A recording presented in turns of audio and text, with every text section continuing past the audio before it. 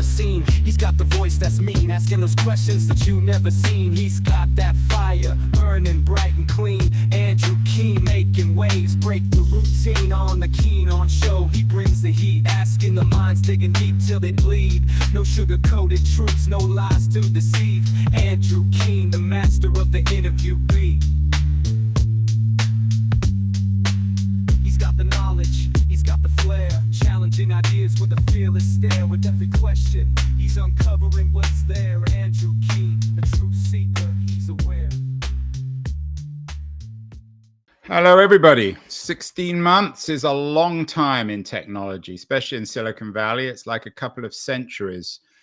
16 months ago, we had the very distinguished New York University journalism professor on our show, Meredith Broussard, to talk about race, gender, and ability bias in technology, particularly in terms of AI. Broussard is very well known as the author of two well-received books, Artificial Unintelligence, and her latest book, More Than a Glitch, Confronting Race, Gender, and Ability Bias in Tech. So 16 months later, and more than 1,000 Keen on shows later as well, I thought we would revisit the great Broussard to talk what has happened over the last 16 months. Of course, much has happened. We've had many versions of GPT. We've got GPT-4, and we've had all the brouhaha over Sam Altman and the Open AI board. And most recently, we've had the controversy over Sam Altman apparently appropriating Scarlett Johansson's AI voice. Meredith Broussard is joining us from New York. Meredith, what's happened over the last 16 months? Nice to see you again. It's great to see you. Thank you so much for having me. It's really been a tumultuous 16 months. Everybody is talking about AI now. 16 months ago, we were on what felt like the precipice of the generative AI revolution. And it has turned out that the generative AI revolution is just kind of a letdown. It's a big, Yeah, it's interesting. There was a piece on this, as I'm sure you saw, in the Wall Street Journal earlier this week about AI being overrated. New ChatGPT offers a lesson in AI hype. Is it all just the marketers now, Meredith? Is there nothing much there behind all the smoke and mirrors of the PR firms?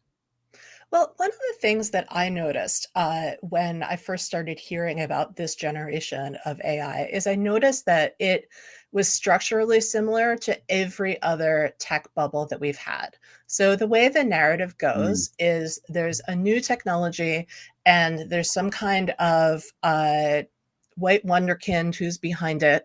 And he says, oh, I wanted to invent something that I thought of watching science fiction when I was a kid.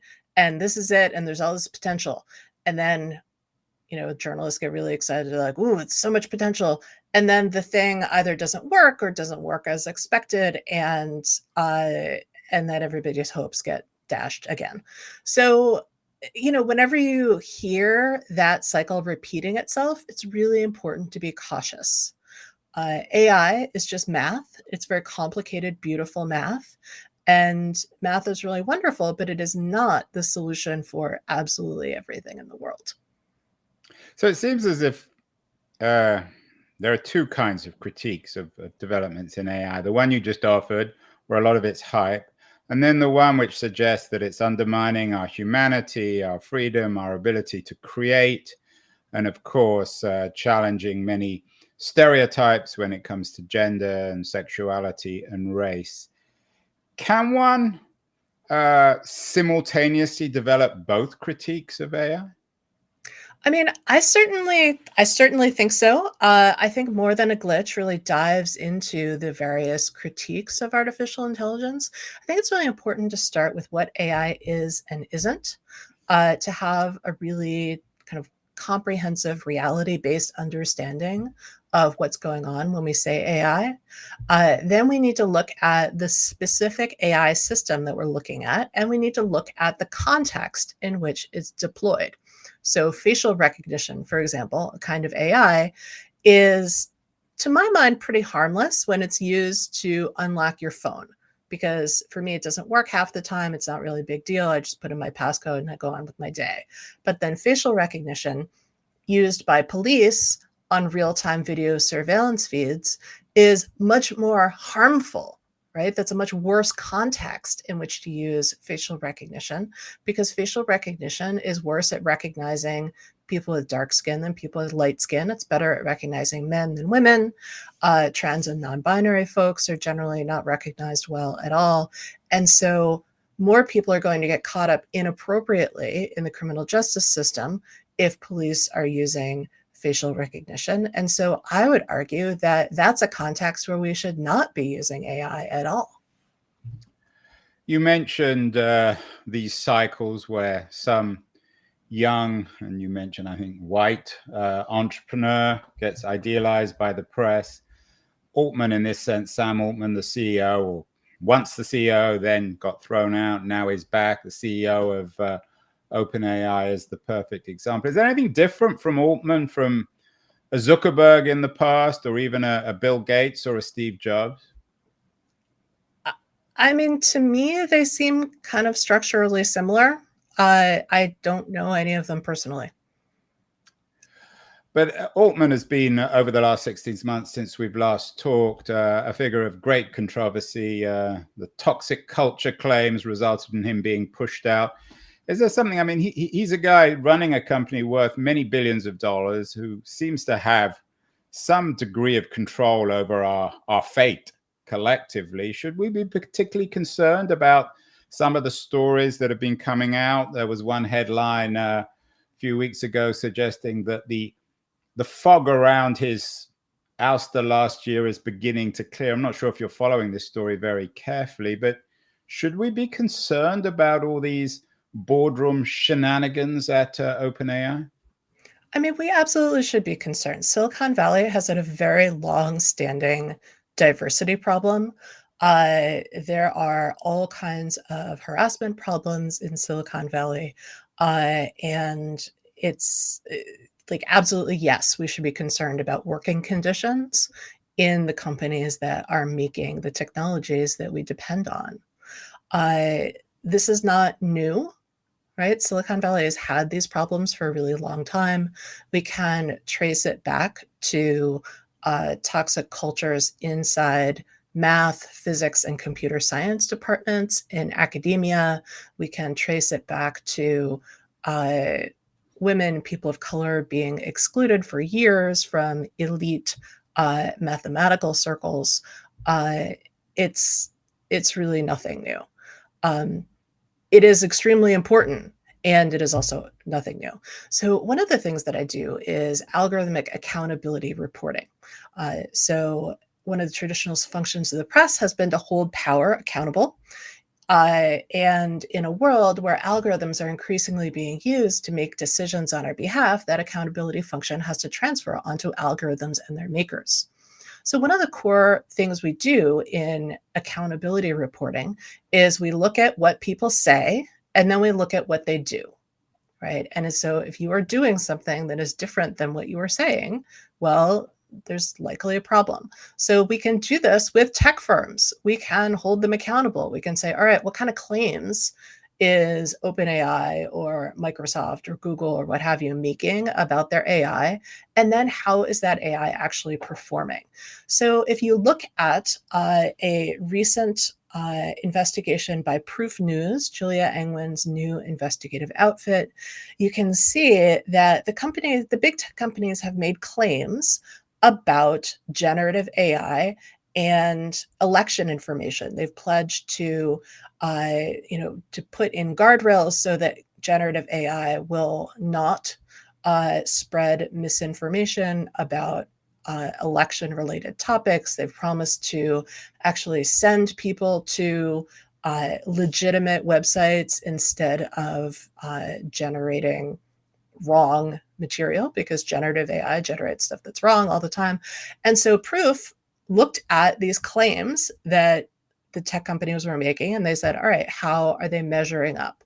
And what they found was that more than 50% of the time, the generative AI models, the 5 biggest ones, were generating inaccurate information around US elections.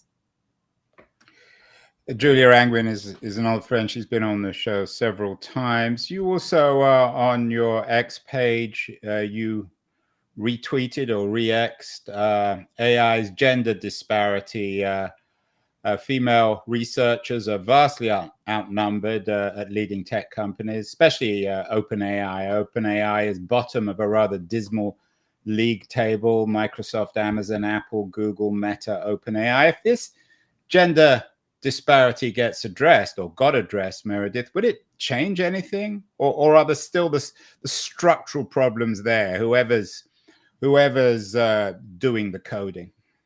Well, it's about having people in the room, and then it's also about power. So when you really look closely at those figures, generally what has happened in the past is that tech companies have more representation of women in marketing and HR functions. So if you look at the overall company, it looks like it's 30%, but you also have to think about where's the power inside a tech company. Well, the power is in the engineering department. And so if you break down the statistics more and you look at, okay, how many women are in engineering, how many women are in top management positions, the stats become even more dismal.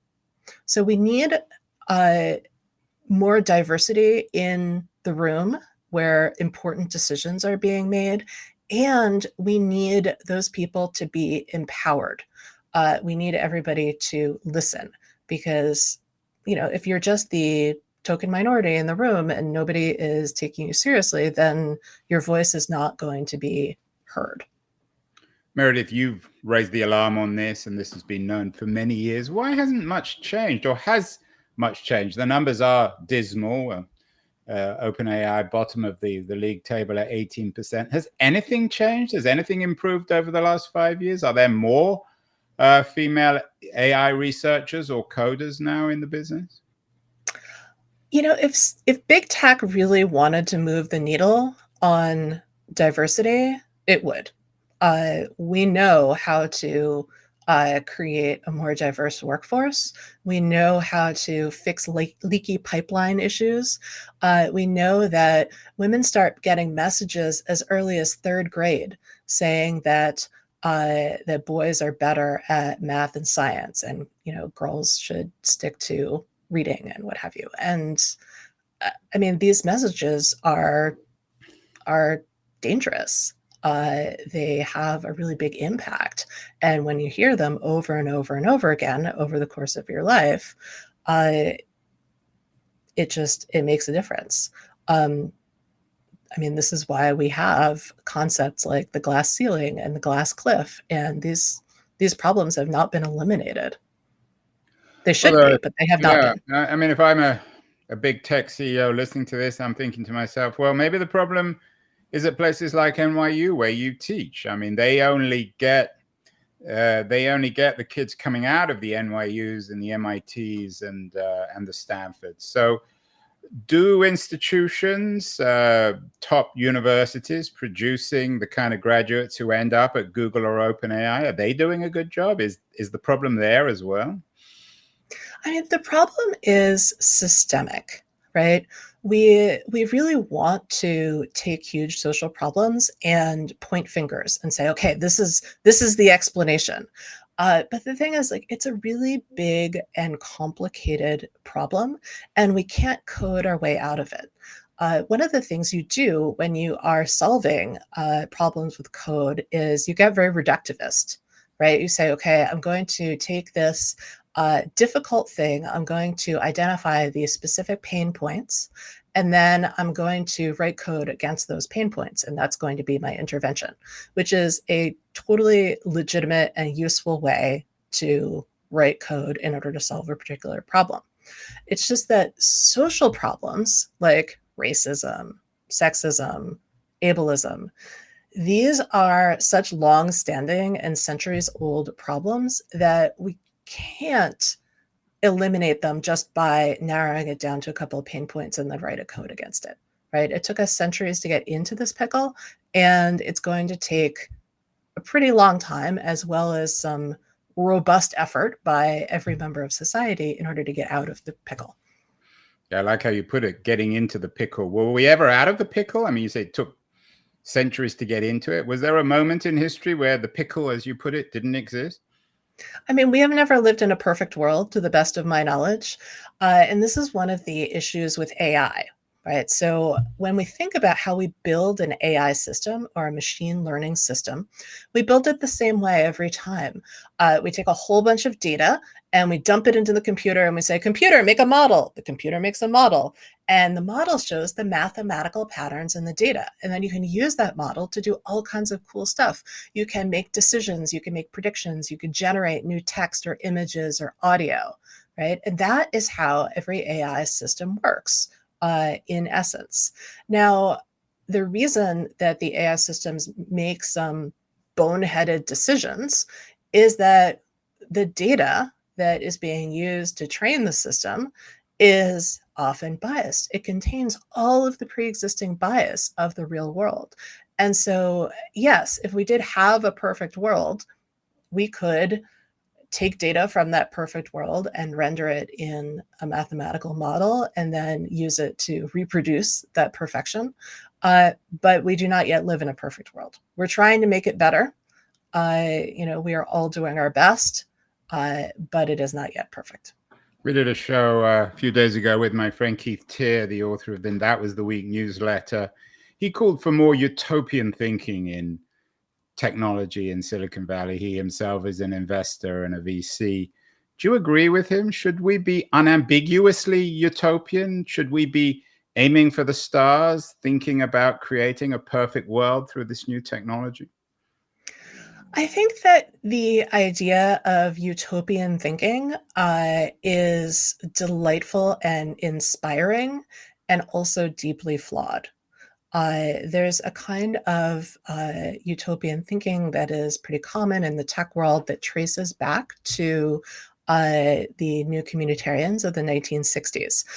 So basically, folks in the 1960s were dropping out, dropping acid, going to communes, living on the communes, being hippies, and then the communes collapsed, right? Because they didn't have. They were like, oh, we're going to live outside of government, and that didn't work so well. And they also were pretty bad places to be female. Like if you were a woman on a commune, you ended up barefoot, pregnant, and in the kitchen. That's not fantastic. Communes faltered when people's trust funds ran out. Communes faltered when they got taken over by charismatic leaders, right? So this movement collapsed, but many of the folks in the movement said, oh, well, there's this new world of cyberspace. We are going to take our communitarian values and we're going to implement them in this new world of cyberspace, right? So that's why you have the folks associated with the Whole Earth Catalog. Stuart Brand, we've done shows on him and with him, quite a character. So fascinating. Fred Turner has this really amazing book. I think it's called From Cyberspace to... Yes, that's the one. This is an amazing book. Yeah. I always get the title wrong, but it's basically From the Counterculture to Cyberspace. That's it. I do always get the title wrong. And it's a shame because I recommend this book all the time. Yeah, we had Turner on many years ago. It's an important argument.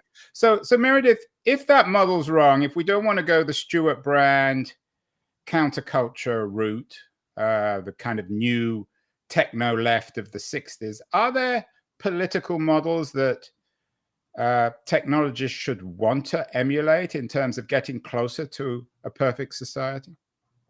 Well, we could look to Black feminist imaginaries. We could look to, Latino feminist imaginaries. There are lots of other paradigms out there.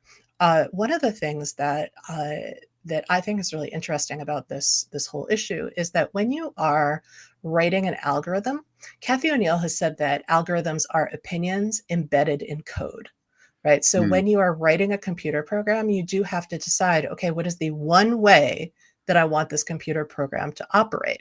And generally, when you are the creator of the computer program, you write it so that it is consistent with your own value system. Now, one of the problems we've run into in the world is that there are multiple value systems out there, and yet we're trying to contain everybody's value system within the one value system of the one person or small team of people who are implementing the code, right? So that is just fundamentally impossible to do.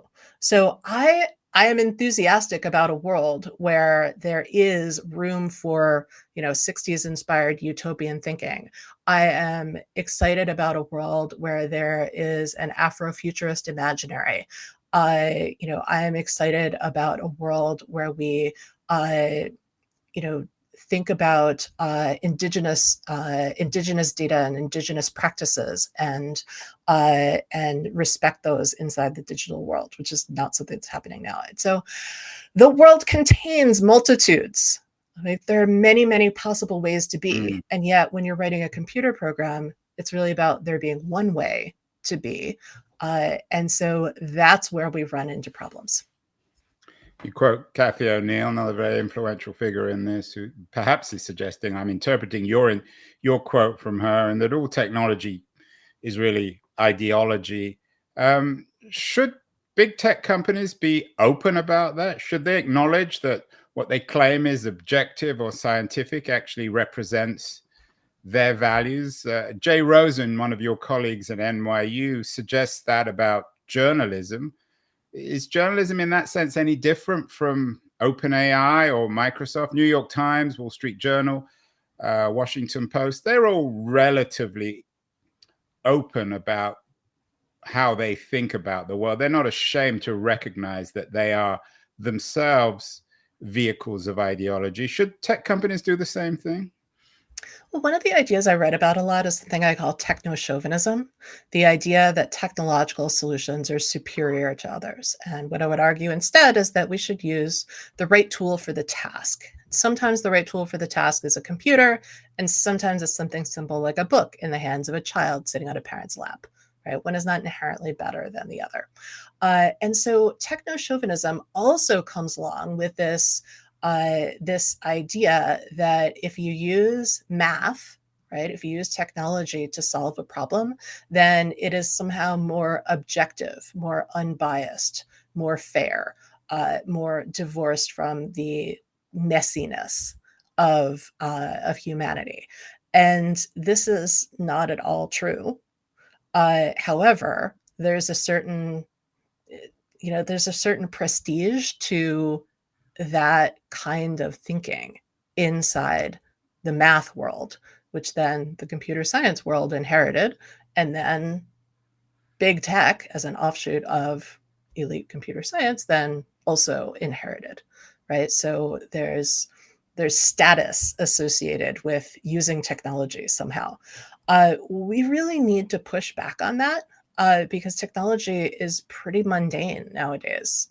I mean, you definitely, if you were marketing technology from the 60s through the 80s, you definitely had to pretend that it was something that would elevate you, that would make you more elite because that helped you sell more technology. But now, like, we are past the point of the digital revolution. Like, the digital revolution has happened.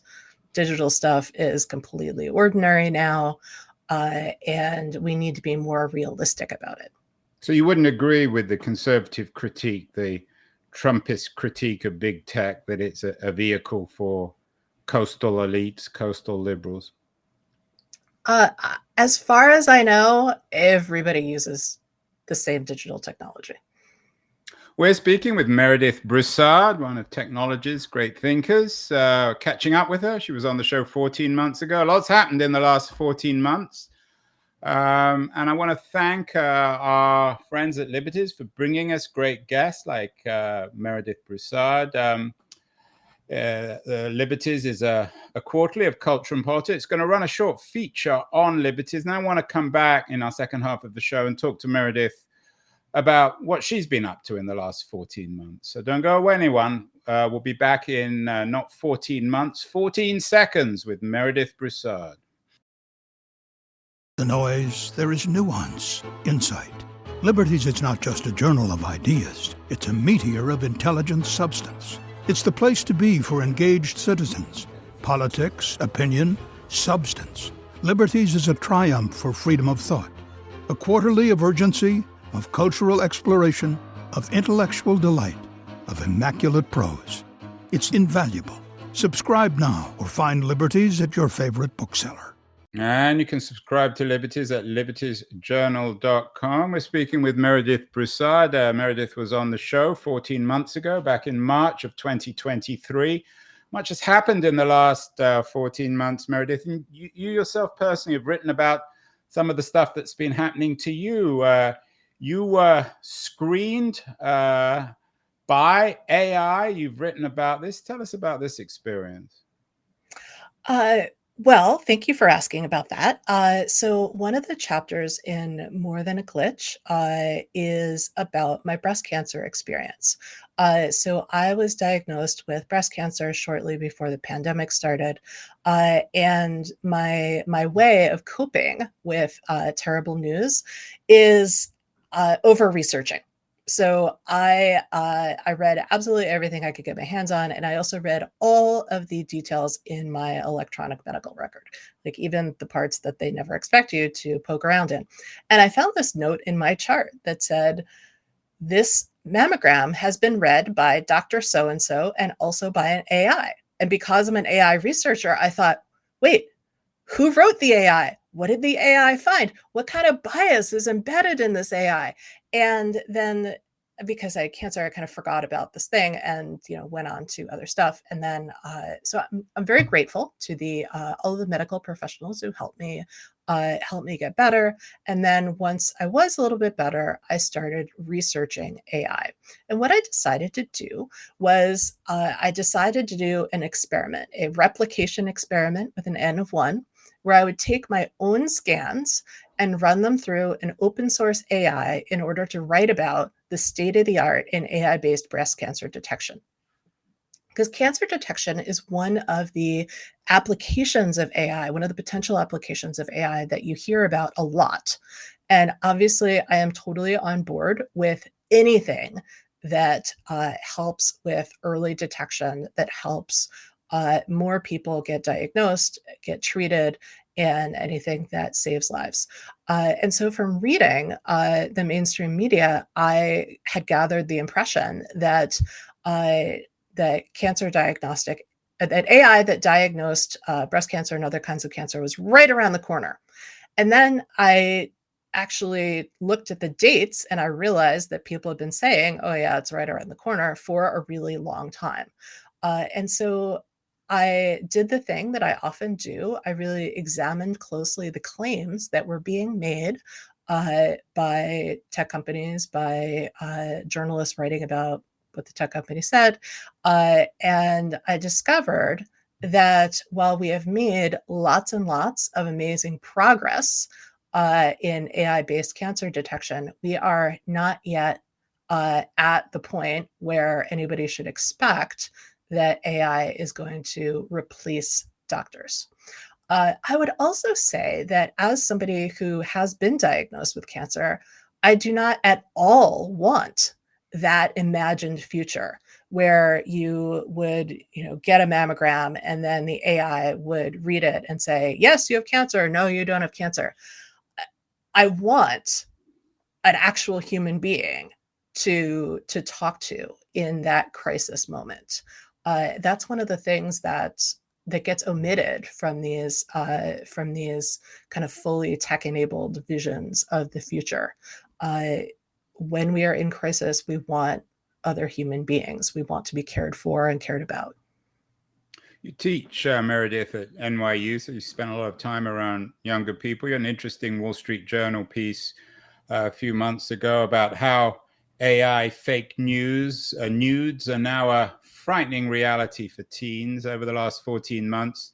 The argument about social media has really exploded. Your NYU colleague, Jonathan Haidt, has a best-selling new book, The Anxious Generation. What's your take on the impact of social media on young people, perhaps mostly younger than the kind of kids you teach at NYU, teenagers in particular? Some people argue that everything changed when it came to teen mental health in about 2012 when social media took off. Are you in the hate camp on this? He's had quite a few critics as well. Well, I'm not a psychologist. I am an AI ethics researcher, and so social media is not entirely my lane. My lane is algorithmic accountability. I would encourage people to have a really skeptical view of the claims that social media companies make. And I also do not co-sign on this future, this imagined future where everybody only relates to each other digitally. I think that we need digital relationships and we need in-person relationships, and one is not inherently better than the other.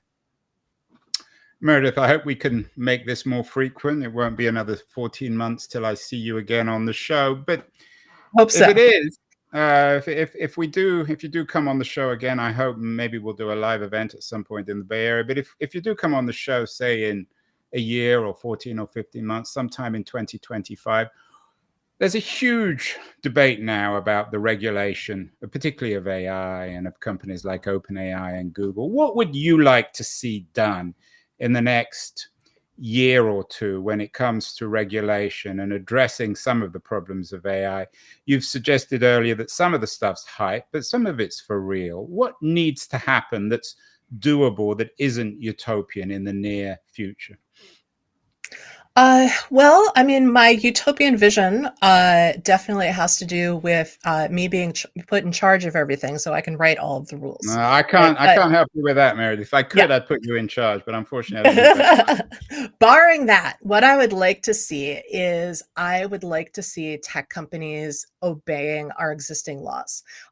For a long time, there's been this idea that because things are happening in cyberspace, they're not subject to terrestrial laws, which is garbage.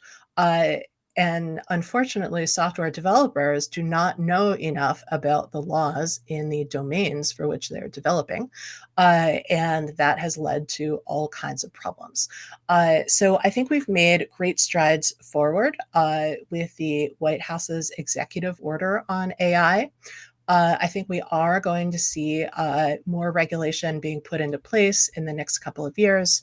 And I'm also particularly enthusiastic about the blueprint for an AI Bill of Rights out of the White House Office of Science and Technology Policy. And that takes human rights as a framework.